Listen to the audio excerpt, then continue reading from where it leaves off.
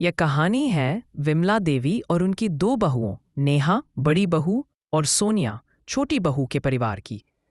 विमला देवी का परिवार छोटा और खुशहाल था, लेकिन एक समस्या थी जो रोज रात को उनके घर में महाभारत कराती थी। रात का खाना कौन बनाएगा? दोनों बहुएं काम में तो होशियार थीं, पर रसोई के काम से जी चुराती थीं। शाम होते ही उन्हें भयंकर आलस आ जाता था। विमला देवी का गुस्सा। एक शाम घड़ी में 7:03 बज रहे थे। विमला देवी को हल्की भूख लग रही थी, लेकिन रसोई से कोई आवाज नहीं आ रही थी। नेहा, सोनिया, क्या बात है? आज चूल्हा ठंडा क्यों पड़ा है? 7:30 बज गए। राहुल और रोहित के आने का टाइम हो रहा है। जी माँ जी, आज तो सोनिया की बारी थी। मैंने कल बनाया था। सोनिया, क्या हुआ? खाना नहीं बना क्या? अरे दीदी, मैं क्यों बनाऊं? परसों मैंने बनाया था। कल आपकी बारी थी, आपने बनाया, तो आज मेरी कैसे हो गई? आप ही बनाइए। नहीं नहीं सोनिया, हमने तय किया था, एक दिन मैं एक दिन तुम। आज तुम्हारी बारी है। मेरा सिर दर्द हो रहा है। दीदी, आज आप बना दो, मैं कल सुबह का नाश्ता बना दूंगी। रोज यही बहाना। मेरा भी सिर दर्द हो रहा है, मैं नहीं बना सकती। विमला देवी यह सब सुनकर तंग आ गई। बस बहुत हो गया। दोनों ने अपनी अपनी ड्यूटी ऐसे बांट ली है जैसे कोई सरकारी दफ्तर हो। इस घर में कोई वक्त पर खाना नहीं बनाएगा क्या? मैं बूढ़ी हड्डियां लेकर रसोई में जाऊं?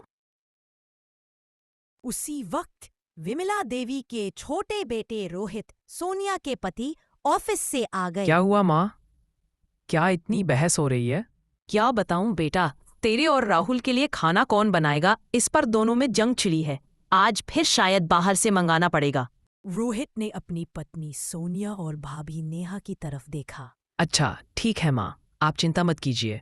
आप दोनों के लिए मैं एक टाइम टेबल बना देता हूँ। पूरे महीने का रात की रसोई चार्ट। यह नियम पत्थर की लकीर होगा, कोई बहाना नहीं चलेगा। रोहित ने तुरंत एक कागज पर चार्ट बनाया और रसोई के दरवाजे पर चिपका दिया। अगले दिन की शाम चार्ट के हिसाब से आज नेहा की बारी थी। नेहा को याद आया कि आज उसका पसंदीदा टीवी शो आने वाला है, जो वह किसी हाल में मिस नहीं कर सकती थी। उसने दिमाग दौड़ाया और तुरंत एक तरकीब सोची। वह रसोई में गई, एक छोटी सी प्लेट ली और उसे जमीन पर गिराकर थोड़ा सा शोर किया। फिर वह हाय हाय करते हुए अपने कमरे में आ गई और अपने पैर के अंगूठे पर हल्की सी चोट लगाकर उस पर तुरंत लाल नेल पॉलिश लगा ली। सोनिया का शक। सोनिया ने देखा कि नेहा लंगड़ाते हुए आ रही है। अरे दीदी, ये क्या हुआ आपके पैर को? खून कैसे निकल रहा है? हाँ सोनिया, आज किचन में काम करते करते प्लेट फिसल गई और मेरे पैर के अंगूठे पर लग गई। बहुत दर्द हो रहा है। डॉक्टर ने कहा है कम से कम 2 दिन आराम करना पड़ेगा। आज का खाना तुम बना दो प्लीज। सोनिया को शक हुआ, लेकिन उसने कुछ नहीं कहा। विमला देवी ने यह सब देखा और सिर पीट लिया। चार्ट के हिसाब से अब सोनिया की बारी आ गई। सोनिया भी पीछे हटने वाली नहीं थी।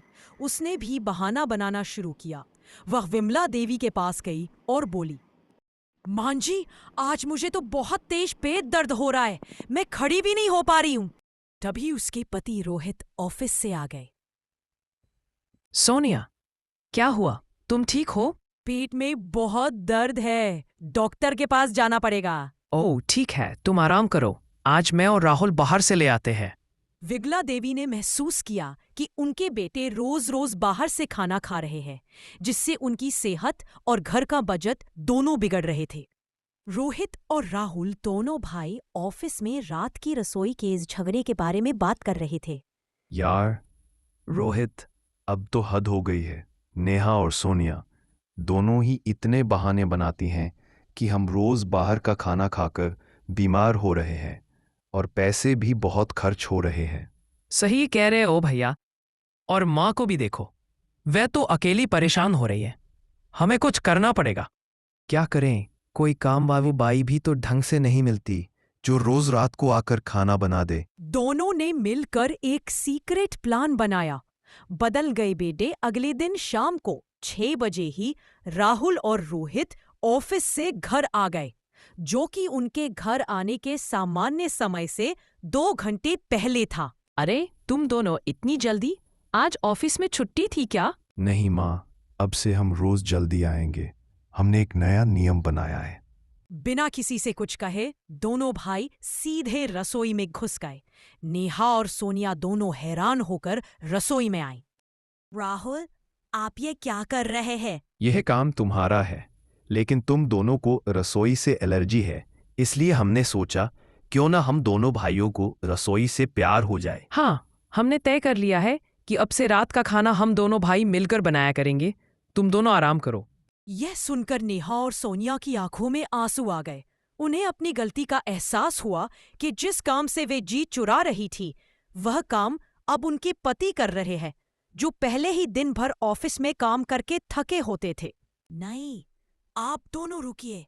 आप लोग दिन भर काम करके थके होते हैं, ये हमारी जिम्मेदारी है। हाँ दीदी, ये हम दोनों की जिम्मेदारी है जिसे हमने बस आलस की वजह से नजरअंदाज किया। हमें माफ कर दीजिए। अब से हम दोनों मिलकर रात का खाना बनाएंगे। आप दोनों भाइयों को ये सब करने की कोई जरूरत नहीं है। विमला देवी यह सब देखकर बहुत खुश हुई। उनके परिवार में अंततः शांति आ गई थी। उस दिन के बाद नेहा और सोनिया ने मिलकर रात का खाना बनाना शुरू कर दिया। उनके परिवार में अब न कोई झगड़ा होता था और न कोई बहाना। रात की रसोई का झगड़ा हमेशा के लिए खत्म हो गया था। नैतिक शिक्षा परिवार में जिम्मेदारी बांटने से नहीं, बल्कि निभाने से खुशहाली आती है।